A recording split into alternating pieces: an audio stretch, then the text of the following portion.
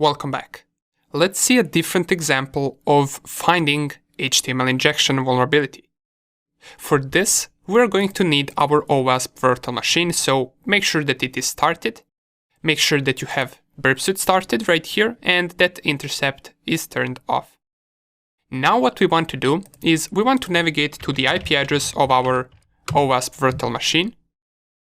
Then we want to navigate to OWASP mutilday 2. And you will notice that right here, if we go to OWASP 2013 and A1 injection, we will have multiple examples of HTML injection, or should I say multiple practice examples of it. Let's go to, for example, this one. Let's go to HTML injection and then browser info. If I click on that, it will open a page that it should be vulnerable to HTML injection, right? But compared to the last example that we saw, here we don't really see any user input that we can use to inject code. We can't enter our HTML code anywhere on this page. So what are we going to do? Well, let's take a look at the page a little bit closer.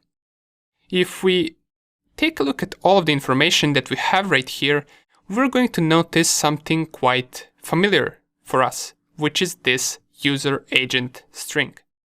It appears to be our user agent, or us. Now, if we remember, in the HTTP headers, there is a user agent header that has this information for us. So could it be that perhaps the user agent header is getting reflected on this page? I mean, we can give it a try. Let's see what happens once we reload this page while intercept is turned on. So let's go to our burp suite, turn on the intercept, and let's reload this page. So straight away we get this HTTP request, and this is the same request for this page since we tried to reload it. Now let's compare this information right here, which is the user agent string, with the user agent string that we got in our HTTP headers. So here it is. As we can see, it's pretty much the same thing. So even though we don't have a user input field on our web page, could we possibly try to inject HTML code in the user agent field? Well, let's give it a try. If I delete the current user agent and I type h1 tags and then test, and then I close h1 tags, and let's also, for the purposes of this tutorial, add the underline tags just so we can see whether it will also underline it. So if we open the tags, we must also close them.